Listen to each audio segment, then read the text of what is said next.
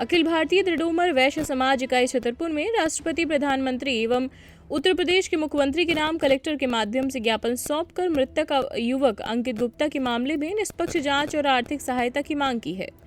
ज्ञापन के माध्यम से मृतक के भाई मिंटू गुप्ता ने बताया कि ग्राम राजापुर, पोस्ट पंचमपुर, थाना चंदला निवासी अंकित गुप्ता, जो नोएडा में कंपनी में टेक्नीशियन के पद पर कार्यरत थे, 2 जनवरी 2026 को ड्यूटी पर जाते वक्त इंडियन ऑयल पेट्रोल पंप के सामने अज्ञात वाहन की टक्कर का शिकार हो गए।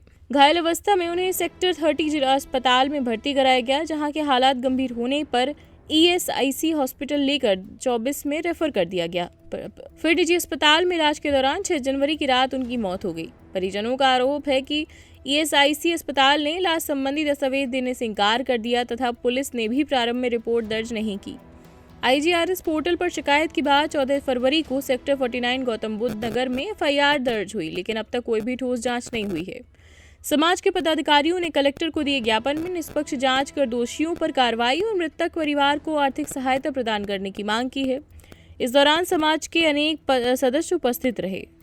ये नोएडा उत्तर प्रदेश में हुई है। कौन से हॉस्पिटल में? ESI hospital sector 24। क्या हुआ है? हमारे भैया नोएडा में जॉब करते थे, तो वो ड्यूटी जा रहे थे 2 जनवरी को, तो उन्हें रास्ते में किसी स्कूटी द्वारा टक्कर मार दी जाती है और वो स्कूटी वाला तुरंत फरार हो जाता है। तो वहाँ एम्बुलेंस की सहायता से जिला अस्पताल, सरकारी अस्पताल ले जाया जाता है। वहाँ से उन्हें उनका ESI कार्ड बना था, तो ESI हॉस्पिटल उन्हें रेफर कर दिया जाता है 2 तारीख को ही। कौन सी हॉस्पिटल में एडमिट किया था उनको? ESI hospital sector 24। कहाँ पे? ये है नोएडा में ही। नोएडा। भैया का नाम क्या था? अंकित गुप्ता। और बताइए आगे। उनका जैसे उनको 2 तारीख को वहाँ रेफर कर दिया जाता है। ESI में भर्ती होने के बाद 3 तारीख को भैया नॉर्मल रहते हैं। 4 तारीख को उनके मुंह से फंसूकर आता है और बेहोश हो जाते हैं, तो उन्हें वेंटिलेटर में रख दिया जाता है। और हम लोग जैसे ही पूछते हैं कि हमारे भैया को क्या हुआ, तो वहाँ के स्टाफ और डॉक्टर द्वारा ये बताया जाता है कि आपका भाई घबरा रहा है, इस वजह से हमने उन्हें वेंटिलेटर में रखा है और जैसे ही वो नॉर्मल होंगे तो हम उनको बाहर निकाल के ऑपरेशन कर देंगे। तो और उनने हमें ये नहीं बताया कि आपके भाई की इंटरनल ब्लीडिंग हुई है और हमारे यहाँ उनका उस चीज का कोई इलाज नहीं है, वो खून जम रहा था उनका, ये चीज हमसे छुपाई गई। और 5 तारीख को भैया नॉर्मल बात करते हैं, लेकिन उनको दर्द होता, वो अपनी सकोची थे, वो अपनी चीजें नहीं बताते थे। वो जब उनको 5 तारीख को नॉर्मल रहे, 6 तारीख को सुबह बात की अच्छी सभी लोगों से और 12 बजे से उन्होंने तड़पना स्टार्ट कर दिया और पानी मांग रहे थे वो। तो वहाँ पे क्या हुआ, वहाँ की नर्स, जब वहाँ के जो बगल में पेरेंट्स लेटे रहते हैं पेशेंट, उनके जो पेरेंट्स मिलने गए, उन्होंने बाहर आके बताया कि आपका भाई पानी मांग रहा है। तो वहाँ के हमारे परिजन जाते हैं पानी देने, तो वो बाहर ही रोक दिया जाता है। वो कहाँ जा रहे हो, आपके भाई का इलाज चल रहा है और आप लोग डिस्टर्ब क्यों कर रहे हो, और जबकि वहाँ कोई इलाज नहीं चल रहा था। आपको क्या लगता है डॉक्टरों की लापरवाही है? पूरी लापरवाही है, क्योंकि किसी के पैर टूटने से किसी की मौत कैसे हो सकती है?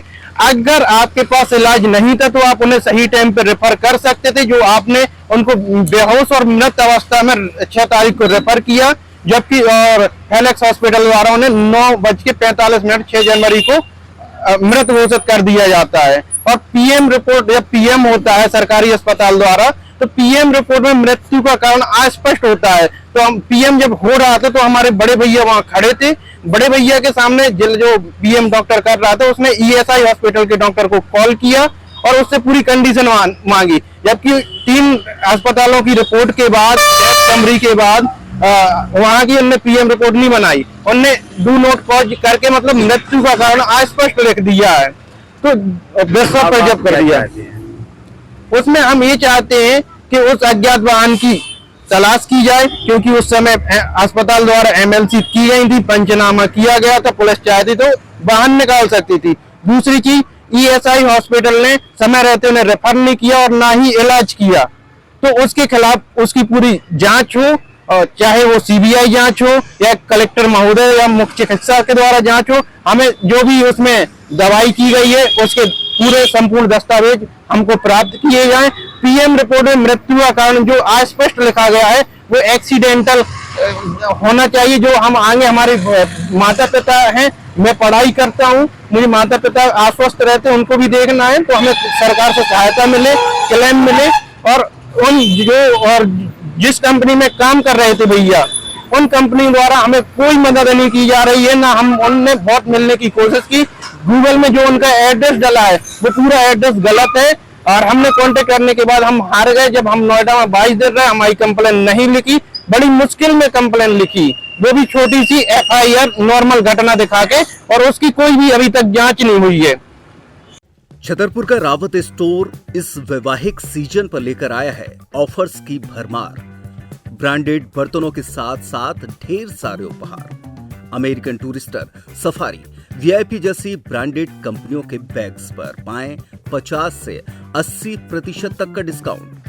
3 पीस का ट्रॉली बैग सिर्फ 5,500 रुपए में। 101 पीस से लेकर 151 पीस तक के दुल्हन किचन सेट की विशाल रेंज ऑफर्स रेट पर उपलब्ध है। शादी विवाह के लिए स्टील, पीतल, तांबे और कांसे के बर्तनों की विशाल रेंज आकर्षक दामों पर उपलब्ध है। शादी विवाह में दिए जाने वाले गिफ्ट आइटम का अनूठा संग्रह, इसके साथ ही मिट्टी के बर्तन, ग्लासवेयर आइटम, क्रॉकरी और प्लास्टिक आइटम की आकर्षक रेंज हार्डवेयर और होम अप्लायंसेस पर भी उपलब्ध है। तो रावत स्टोर्स पर आइए और पाइए शादी की खरीदारी का किफायती मौका। फ्री होम डिलीवरी भी उपलब्ध है।